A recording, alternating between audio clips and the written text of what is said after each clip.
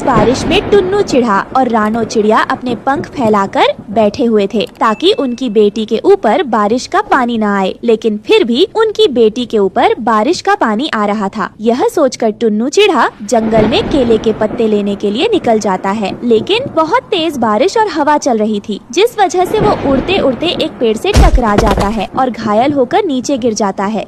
ये कहानी हिमालय के जंगल में रहने वाले गरीब पक्षियों की है। तेज बारिश की वजह से रानो चिड़िया का वो परिवार बहुत डरा हुआ था। चिड़िया का वो परिवार लंबे समय से उस पेड़ पर रह रहा था। जब से उनके पास उनकी प्यारी सी बेटी आई थी, तभी से उन दोनों को तेज बारिश का डर सताने लगा था, परंतु बारिश ने आज उनको परेशान करके रख दिया था।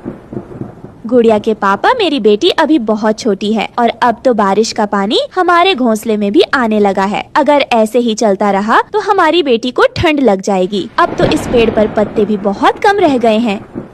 हाँ रानो, मैं कब से सोच रहा था कि दूसरे पेड़ पर अपना एक पक्का लकड़ियों का घर बनाऊं, परंतु मैं ऐसा नहीं कर सका। अब जैसे ही बारिश रुकेगी, हम पहले अपने घर का ही बंदोबस्त करेंगे। हाँ गुड़िया के पापा, पहले तो हम अकेले थे, इसलिए जैसे तैसे गुजारा हो जाता था, लेकिन अब तो हमारी बेटी भी है। मैं अपनी बेटी को ऐसे बारिश में भीगते हुए नहीं देख सकती। तभी फिर जोर से बादल गरजने लगते हैं और साथ ही तेज हवा भी चलने लगती है, जिससे पत्तों से पानी और भी ज्यादा टपकने लगता है।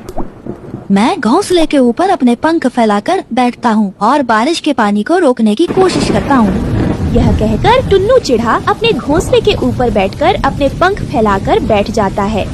रानो, तुम परेशान मत हो, मैं हूँ ना, मैं अपनी बेटी को बरसात में भीगने नहीं दूंगा। गुड़िया के पापा, ऐसे भी क्या कभी बरसात का पानी रुका है जो अब रुकेगा? तो क्या अभी भी पानी आ रहा है घोंसले में? हाँ, पानी पहले से भी ज्यादा आ रहा है। अब तो मेरी गुड़िया के पंख भी भीग गए हैं। तो फिर रानो, मुझे जाना होगा। गुड़िया के पापा, कहाँ जाना होगा आपको? वही जहाँ ऐसी बारिश में पहले मेरे पापा जाया करते थे केले के पत्ते लेने। बरसात बहुत तेज है और साथ ही तेज हवा भी चल रही है। आप कैसे उड़ पाएंगे? ऐसी तेज हवा में मुझे उड़ना होगा। मुझे अपनी बेटी की खातिर उड़ना होगा। मैं अपनी बेटी को ऐसे बारिश में भीगते हुए नहीं देख सकता। जब तक मैं वापस नहीं आता, तुम मेरी बेटी को अपने पंखों में छुपा कर बिठाए रखना। आप भी ध्यान से जाना, अगर हवा ज्यादा तेज हो तो किसी पेड़ पर बैठ जाना। रानो, तुम परेशान मत हो, मैं सब कर लूँगा। यह कहकर टुन्नू चिढ़ा अपनी बेटी को बारिश के पानी से बचाने के लिए केले के पत्ते लेने चला जाता है। हवा इतनी तेज थी कि बारिश की बूंदें तेजी से टुन्नू चिढ़े के पंख से टकरा रही थी। जंगल में कोई भी दूसरा पक्षी न था। ऐसी बारिश की वजह से सब पक्षी डरकर अपने घोंसले में छिपे हुए थे। बारिश के सन्नाटे के शोर में ऐसा लग रहा था कि जैसे कोई मीठे संगीत गा रहा हो। टुन्नू चिढ़ा तेज हवा से लड़ते हुए आगे बढ़ रहा था, लेकिन तभी एक हवा ने उन्हें दूसरी दिशा में खींच लिया, जिससे वो एक पेड़ से टकराकर नीचे गिर गया। टुन्नू चिड़े के सर में एक पेड़ की डाल लगी थी, जिस वजह से उसके सर से खून निकल जाता है। उसी पेड़ पर बुलबुल का घोंसला था। वो टुन्नू को देखकर कहती है, ऐसी बारिश में आप कहाँ जा रहे हो? जबकि हम पक्षी जानते हैं कि हम ऐसी बारिश में उड़ नहीं सकते। मैं जानता हूँ कि बारिश में उड़ना खतरनाक हो सकता है, लेकिन मैं क्या करूँ? मेरे घोंसले में बारिश का पानी टपक रहा है और मेरी बेटी भी बहुत छोटी है, इसलिए मैं केले के पत्ते लेने जा रहा हूँ ताकि अपनी बेटी को बारिश के पानी से बचा सकूँ।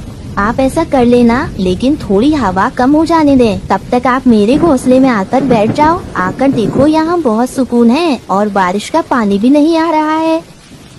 बुलबुल, मुझे कैसे सुकून मिल सकता है जबकि मेरी बेटी बारिश के पानी में भीग रही है? मुझे उड़ना होगा, अपनी बेटी की खातिर मुझे उड़ना होगा। यह कहकर वो फिर से उड़ता है और वह किसी तरह उस केले के पेड़ के पास पहुंच जाता है, जिसे वह पहले से जानता था। मैंने पक्षियों से कितनी बार कहा है कि बारिश शुरू होने से पहले पहले अपने घर पक्के कर लिया करो। अब आप जरूर मेरे पत्ते लेने आए होंगे। हमारा घर इतना भी कमजोर नहीं था। आप देख रहे हैं कि बारिश कई दिनों से हो रही है और हमारा जिस पेड़ पर घोंसला था, उस पेड़ के पत्ते भी बहुत कम बचे हैं। मेरी बेटियां भी बहुत छोटी है। अच्छा ठीक है, मेरे 2 पत्ते ऊपर और 2 पत्ते नीचे इस तरह से जोड़ना कि सारे पत्ते साथ मिल जाएं, और दाएं बाएं भी लगा देना। इस तरह से आपकी बेटी के ऊपर बिल्कुल भी पानी नहीं आएगा। पेड़ भाई जी, आपका बहुत बहुत धन्यवाद। मैं कई बार अपने पापा को ऐसे पत्ते लगाते हुए देख चुका हूँ और हमें पता है कि हम पक्षियों को आपके पत्ते कैसे लगाने चाहिए। वो पेड़ बूढ़ा हो चुका था। उस पेड़ से जो पक्षी पत्ते लेने आते थे वो उनसे 2-4 बातें करके खुश हो जाता था। पेड़ जी, अब मैं आपके पत्ते लेकर जाऊं? मेरी पत्नी बहुत परेशान हो रही होगी। जाओ और जैसे मैंने कहा वैसे ही लगाना मेरे पत्तों को। फिर टुन्नू चिड़ा केले के पत्ते लेकर घर की तरफ वापस आता है और वो बहुत तेज उड़ रहा था और वो बहुत खुश भी था। वो खुशी इस बात की थी कि अब वो अपनी बेटी को बारिश के पानी से बचा सकेगा। गुड़िया के पापा आ गए आप, और आपके सर पर ये चोट कैसे आई है? रानो, मैं सब बताता हूँ, पहले मुझे इन पत्तों को लगा लेने दो। फिर टुन्नू चिड़ा उन केले के पत्तों को वैसे ही लगाता है जैसे केले के पेड़ ने बताया था। मैंने ये काम अपने पिताजी से सीख रखा है। तुम भी देख लो गुड़िया की माँ, क्योंकि मैं हमेशा तुम्हारे साथ नहीं रहूँगा। ऐसे ना कहो गुड़िया के पापा, आपके बिना हम जी नहीं पाएंगे। आप हमें भोजन देते हैं, सुरक्षा देते हैं और सच पूछो तो आप हमें जिंदगी देते हैं।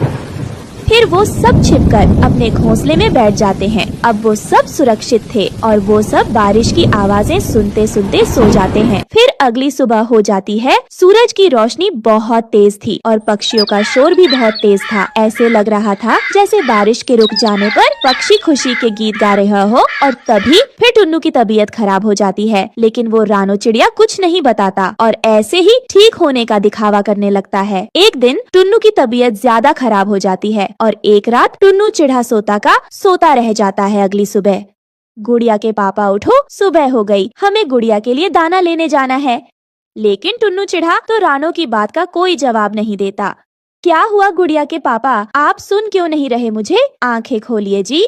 रानो चिड़िया के इतना कहने पर भी टुन्नू चिढ़ा आंखें नहीं खोलता और फिर रानो चिड़िया समझ जाती है कि टुन्नू चिढ़ा अब उसे छोड़कर हमेशा के लिए चला गया है। हे भगवान, क्या कमी रह गई थी मेरी प्रार्थना में, जो आपने मुझसे मेरा सब कुछ छीन लिया। अब मैं अकेली अपनी बेटी को कैसे पालूंगी? पापा उठो ना, मुझे भूख लगी है, मेरे लिए खाना लेकर आओ। गुड़िया, अब तेरे पापा कभी नहीं उठेंगे, वो भगवान के पास चले गए हैं। ऐसे ही दोनों माँ बेटी जोर जोर से रोने लगते हैं। कुछ दिन ऐसे ही गुजर जाते हैं। एक दिन रानो चिड़िया नदी किनारे बैठी हुई रो रही थी। अब मुझे मेरी बेटी के लिए तो जीना ही पड़ेगा, मुझे अकेले ही दाने का इंतजाम करना पड़ेगा, लेकिन कैसे? मैं दाना कहाँ से लाऊं? तभी रानो चिड़िया की आवाज नदी में रह रही लाल परी सुन लेती है और वो रानो चिड़िया को रोता देख नदी से बाहर निकलती है। रानो मत रो, मुझे सब पता है तुम्हारी दुख भरी कहानी। तुम चिंता मत करो रानो, तुम एक ईमानदार चिड़िया हो। मैं तुम्हें एक जादुई चूड़ी का टोकरा देती हूँ। इन चूड़ियों को बेचकर तुम अपनी बेटी को पाल सकती हो। और हाँ रानो, ये जादुई चूड़ियों की टोकरी है। इस टोकरी से चूड़ी कभी भी खत्म नहीं होंगी। अगर तुम्हारे मन में लालच आ गया तो ये चूड़ी तुम्हारे पास से गायब हो जाएंगी। आपका बहुत बहुत शुक्रिया। लाल परी में कभी भी अपने मन में लालच नहीं लाऊंगी और गरीब पक्षियों की मदद भी किया करूंगी। मुझे तुमसे यही उम्मीद थी।